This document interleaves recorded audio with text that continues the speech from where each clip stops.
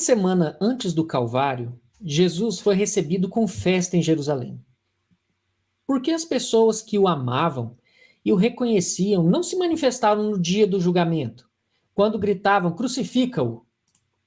Essas pessoas que estavam lá se intimidaram ou duvidaram da divindade? Ou apostavam que Jesus se libertaria de tal condenação, mostrando a todos o seu poder? Essa pergunta é interessante porque nos deixa, de fato, intrigados, né? Porque quando Jesus entra em Jerusalém, nós vemos as multidões, e o texto bíblico diz: as multidões gritavam: Hosana, bendito aquele que vem no nome do Senhor. A entrada triunfal de Jesus em Jerusalém. E, na sexta-feira, o autor bíblico diz: a multidão gritava: crucificam. Vamos entender isso. Por quê? Quando Jesus operava os milagres dele, por exemplo, um dos milagres mais famosos é quando Jesus multiplicou os pães. As escrituras falam de 5.000 homens, sem contar mulheres e crianças. Então a gente pode pensar ali tranquilamente em 15 a 20 mil pessoas. Ou seja, de 15 a 20 mil pessoas foram beneficiadas pelo milagre da multiplicação dos pães. Em Atos, capítulo 1, no cenáculo, quando o Espírito Santo é derramado, o autor de Atos, né, que é o evangelista Lucas, nos diz que há lá no cenáculo a Nossa Senhora, os 11, né, os 11 apóstolos e 120 pessoas. Imagina, de 20 mil para 120, que queda no número de frequência aí, né? Que desespero. Por que de 20 mil, uma igreja com 20 mil, uma paróquia com a frequência dominical de 20 mil pessoas, de repente acontece alguma coisa e cai para 120? Mas é isso que nós vemos. Então a gente precisa entender o que está acontecendo aqui. Primeira coisa, Leila, que a gente precisa entender é o período histórico em que Jesus viveu. Jesus viveu no período em que os romanos dominavam a Palestina. O Império Romano dominava a Palestina. Aliás, o Império Romano dominava praticamente todo mundo conhecido. Mas eu falo da Palestina porque a Palestina, para os romanos, era mais uma província. Tinha lá a província da Galileia, província da Judéia, província da Samaria, mas para os romanos não tinha essa importância que tinha para os judeus e que tinha para a gente. Mas, não obstante, a Palestina pertencia aos romanos. E lembre-se que na expectativa judaica e na narrativa do povo de Deus do Antigo Testamento, aquela terra pertence a eles. Quando Deus chamou Abraão, Deus prometeu dar aquela terra à descendência de Abraão. Quando o povo sai do Egito, passa pelo deserto e chega na terra prometida, sob a liderança de Josué, eles vão em várias batalhas e eles derrotam os inimigos e tomam posse daquela terra. E naquele pedaço de terra, a gente viu, por exemplo, a gloriosa monarquia de Israel, de modo que, depois das inúmeras invasões de impérios estrangeiros, invasão dos babilônicos, invasão dos assírios, e depois a invasão dos macedônios, e a gente tem essa narrativa no livro de Macabeus, nos livros de Macabeus, como que os macedônios profanaram o templo do Senhor em Jerusalém, e a revolta macabeu foi justamente uma revolta do povo judeu contra essa profanação, e agora eles estão debaixo do governo romano. A expectativa judaica é que um dia eles seriam novamente uma nação livre, eles seriam novamente uma nação autônoma. E a expectativa messiânica deles era de um Messias que o libertaria do Império Romano. Era de um Messias que os libertariam da opressão de Roma. Então, no período que antecede a vinda de Jesus, cerca de 100 a 200 líderes religiosos afirmaram ser o Messias. Eu não sei quantos sabiam disso, mas cerca de 50 a 100 líderes religiosos, nos 100 anos antes e nos 100 anos depois de Jesus, afirmaram ser o Messias. E todos eles eram líderes religiosos, sem dúvida, mas líderes também militares, que queriam impor a sua messianidade pelo poder da espada. E todos eles foram brutalmente exterminados. Brutalmente exterminados. Eles com os seus grupos. O Império Romano... É uma coisa interessante, gente, do Império Romano, que é o seguinte. Se você vivesse nos dias de Roma, o Império Romano deixaria você ter uma relativa liberdade. O que eu chamo de relativa liberdade? Uma relativa liberdade de locomoção. Você poderia ir de uma província para outra sem grandes problemas. Uma relativa liberdade de mercado. Você poderia ser um comerciante, você poderia ser um agricultor, desde que você pagasse o imposto, lógico.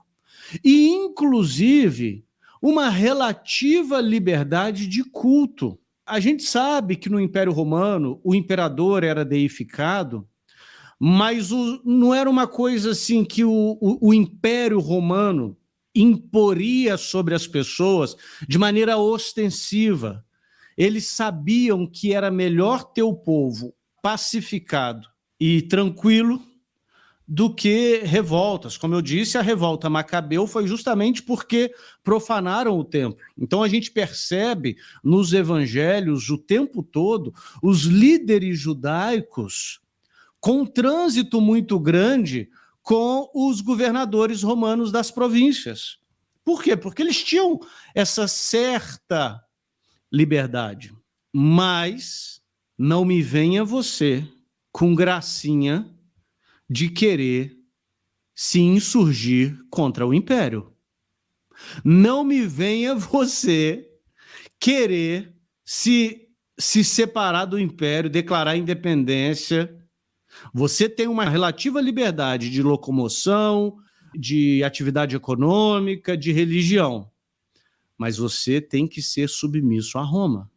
Qualquer tentativa de insurreição contra o império era brutalmente dizimada, esmagada, trucidada, ok? Mas, não obstante, o povo tinha essa expectativa de que Deus levantaria um líder. Ah, Eduardo, mas é muito pouco provável que um líder judeu derrotasse o Império Romano. Ora, Moisés não derrotou o Egito? Moisés não conseguiu libertar o povo do Egito? Era pouco provável? Era pouco provável, mas Moisés conseguiu. Se Moisés conseguiu, se Deus fez isso no passado, por que Deus não pode fazer agora? Então, o povo tinha essa expectativa de uma libertação, mas essa libertação significava a derrota do Império Romano e a libertação militar e civil do povo de Israel. E surge Jesus. Surge Jesus como um pregador itinerante na Galileia. Jesus, às margens do poder, nas margens das grandes cidades. Jesus pouco foi a Jerusalém. Aliás, quando ele foi, definitivamente foi para morrer. Jesus ele não ficava na Judéia, ele ficava na Galileia. Ele estava mais em Cafarnaum, em cidades menos óbvias, como um rabino judeu interpretando a lei. O que os rabinos judeus faziam? Interpretavam a lei. Jesus interpreta a lei, ele dá a sua visão renovada do que seria a lei de Deus. Só que Jesus tem alguns diferenciais em relação aos rabinos da época. Eu vou citar pelo menos 2 ou 3. Primeiro diferencial: os rabinos da época, Eles tinham os seus discípulos, que eram só homens, e esses discípulos um dia assumiriam o lugar do mestre. Jesus não. Jesus tinha os seus discípulos, dentre os seus discípulos ele tinha homens e mulheres, e nenhum dos seus discípulos nunca assumiria o lugar do mestre. Jesus era insubstituível. Então, primeira diferença aqui. Segunda diferença, muito interessante. Os rabinos, eles tinham uma preocupação com a pureza muito grande, de modo que se eles encostassem, né, num leproso, pelo amor de Deus, eles ficariam impuros. Se eles encostassem numa mulher com fluxo de sangue, eles ficariam impuros. E Jesus não só convive com esses impuros, né, a gente conhece a história da mulher do fluxo de sangue, leprosos, cegos, coxos, todos esses eram impuros. Como Jesus compartilha a sua pureza. Com Jesus não é mais o rabino que fica impuro, mas são os impuros que ficam puros no contato com Jesus. E uma terceira coisa, Leila, principal. Os rabinos da época davam a sua interpretação da lei. Jesus não simplesmente deu a sua interpretação da lei, mas Jesus vinculava os seus discípulos a si. O que eu quero dizer com isso? Não é simplesmente como viver a lei, mas é viver para mim. Se você amar seu pai e sua mãe mais do que você me ama, você não é digno de mim. Eu sou o caminho, eu sou a verdade. Eu não estou simplesmente falando sobre a verdade, eu sou a verdade. De modo que Jesus, ele é um rabino, mas ele é completamente novo e diferente.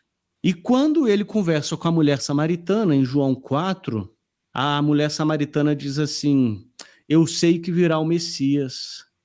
E Jesus diz: sou eu que estou falando contigo. E Jesus realiza milagres, Jesus cura multidões, Jesus expulsa demônios, Jesus alimenta milhares, e o povo pensa: é hoje, chegou, a salvação que nós esperávamos chegou.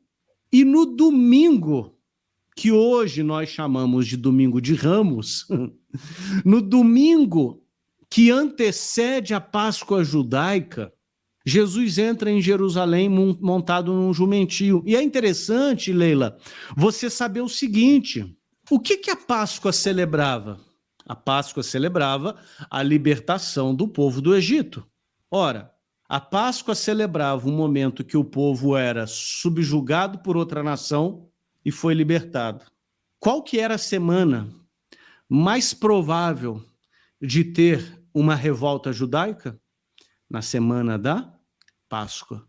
De modo que todo domingo que antecedesse ou que antecedia a Páscoa, o governador da Judéia entrava em Jerusalém no seu cavalo negro, cavalo de porte nobre, cavalo de guerra, mostrando o poderio de Roma e dizendo: fiquem na sua, fiquem pianinho, a gente não está para brincadeira.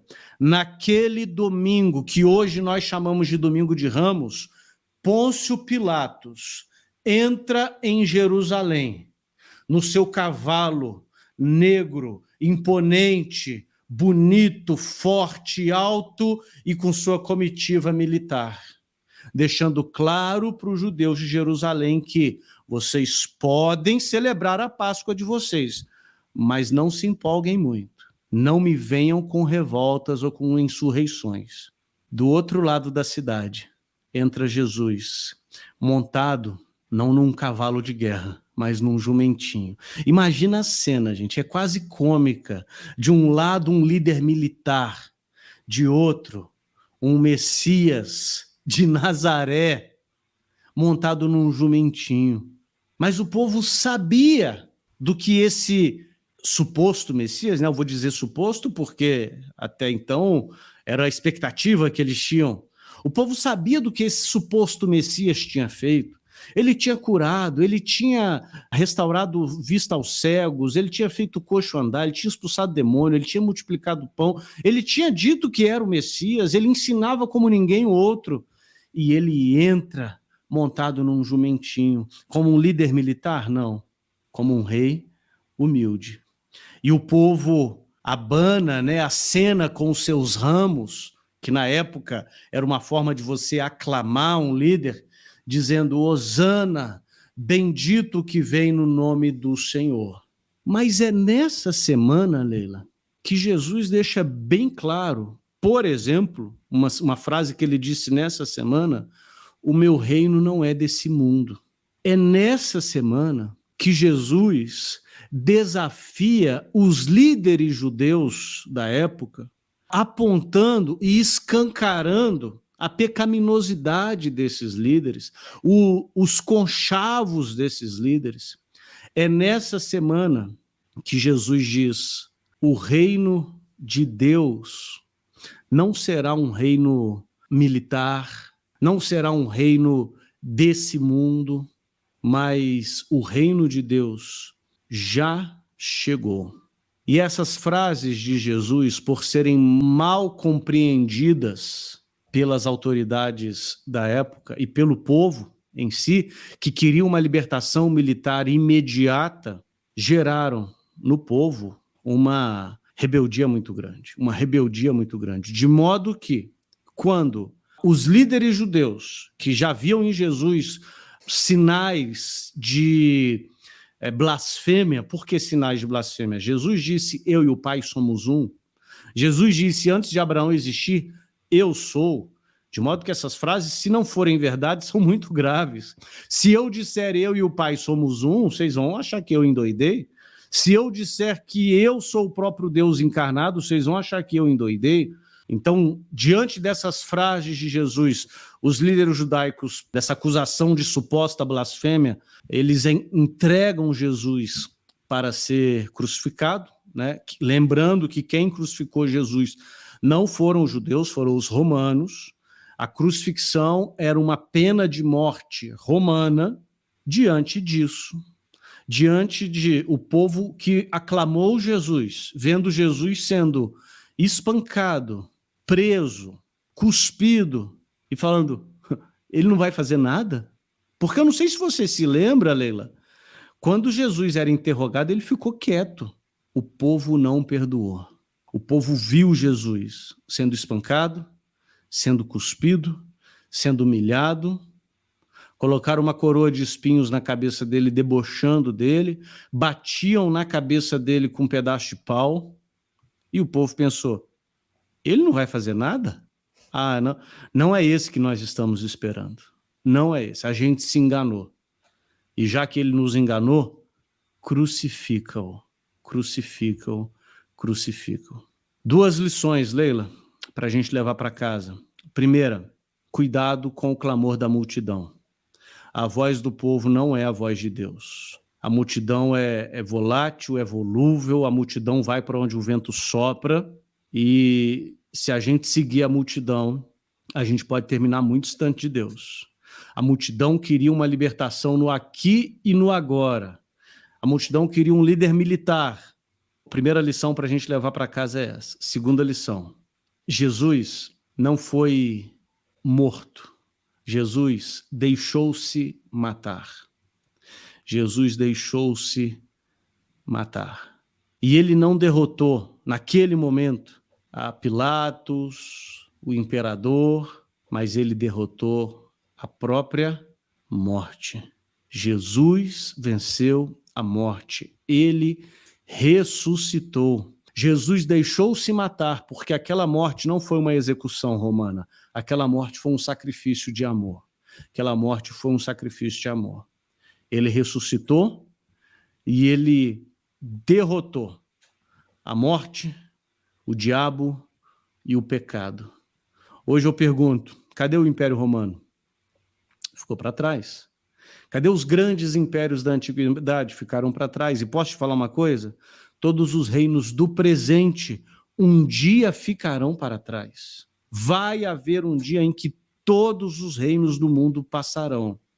E nesse dia, o Senhor Jesus continuará reinando como o Senhor soberano da história.